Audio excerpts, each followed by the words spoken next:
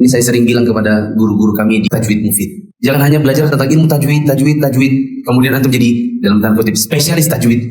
Lalu ketika ditanya tentang sujud sahwi nggak paham, karena orang butuh tentang sholat. Orang mengaji dengan tajwid itu sunnah saja. Yang terpenting itu makharijul hurufnya. Adapun dia bacanya kadang tidak ada iklapnya, kadang ikhfanya nabrak, matnya ada kurang. Maka ini sekadar kurang keutamaan, tapi tidak dikatakan berdosa. Tapi orang nggak paham tentang ilmu sholat, maka dia bisa berdosa. Itu juga harus sering-sering datang kajian. Ikut kajian, kuasai ilmu yang bukan hanya tajwid. Ensiklopedi sholat yang kita bahas, itu saja 3 jilid, tebal-tebal. Itu baru tentang sholat. Itu harus dikuasai oleh seorang dai. Karena ilmu tentang sholat ini sangat dibutuhkan oleh kaum muslimin. Bisa jadi suatu hari dia ditanya oleh peserta tajwidnya, lagi halakoh tajwid, sudah belajar ikhfa, izhar dan lain-lain. Kemudian sesi istirahat, muridnya bertanya, "Muallim, saya mau tanya.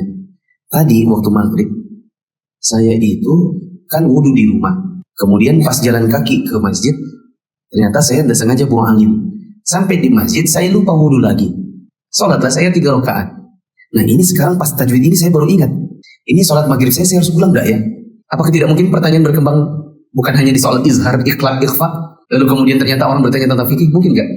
Lalu bagaimana kalau orang bilang, enggak, saya cukup dengan yang penting ngerti tajwid. Tapi saya tidak usah lah belajar kalau sholat. Saya suruh aja nanti tanya sama ustadz yang lain. Nggak bisa.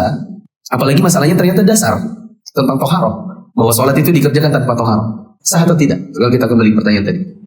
Harus diulang atau tidak? Apa dalilnya? Jadi muallimnya juga. Oh, antum harus ulang lagi. Apa dalilnya muallim? Apa ya?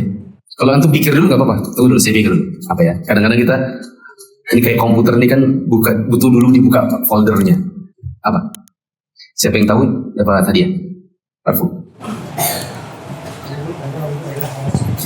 Karena wudu adalah syarat sah sholat. Saya bertanya dalil. Apa dalil? Idza ahdatsa hatta yatawadda. Kurang sedikit. Oh, botolnya kurang tutupnya. La yaqbalullahu sholata ahadikum idza ahdatsa hatta yatawadda.